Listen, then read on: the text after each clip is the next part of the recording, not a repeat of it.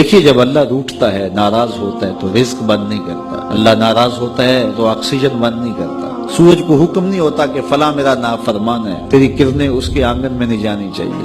چاند کو منع نہیں کیا جاتا، فلاں کے آنگن میں چاندنی نہیں بکھیرنی۔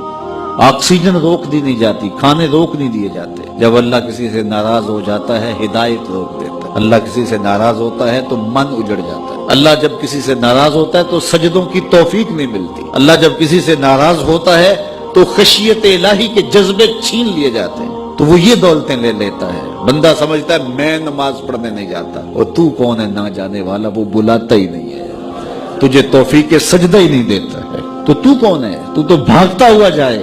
یار کسی کو کارڈ آیا ہو کسی منسٹر کا تو وہ کئی لوگوں کو دکھاتا پھرتا ہے، آج کل تو وہ جو ہے وہ شیئر کر دیتے ہیں، جی مجھے فلاں نے بلایا ہے، تو لوگ جلیاں ڈالتے ہوئے جاتے ہیں فلاں نے بلایا، تو رب نے بلایا ہو تو کوئی جائے نا، او میاں تجھے اس نے پھر بلایا ہی نہیں۔ تیرے سے ناراضگی ایسی ہے کہ تیرے کانوں سے آواز تو ٹکرائی ہے لیکن تیری روح تک نہیں پہنچی، اس نے روک دیا راستے میں۔ اللہ فرماتا ہے کہ ہم ان کے کانوں میں پردے ڈال دیتے ہیں، ان کی آنکھوں پہ پردے ڈال دیتے ہیں، ان کے دل پہ پردے ڈال دیتے ہیں۔ تو بندہ کہتا ہے میں نہیں پڑھتا، تو کون ہے نہ پڑھنے والا؟ وہ تمہیں بلاتا نہیں، اس قابل نہیں سمجھا گیا، کیونکہ تو نے اس کے حکموں سے منہ موڑا، اس کی فرما برداری کو چھوڑا، تو پھر اس نے بھی تجھے راندہ درگاہ کر دیا، اور بھٹکتا پھر سویر سے لے کر شام تک کس کس کو سلوٹ کرتا ہے، لیکن تجھے توفیق نہیں ہوگی اس کی حضور سجدہ ریزی کی۔ اگر کوئی نماز نہیں پڑھتا، کوئی سجدہ ریزیاں نہیں کرتا، اللہ کے حضور جھکنے کی اگر کسی کو عادت تھی تو وہ مت سمجھے کہ میں نہیں کرتا۔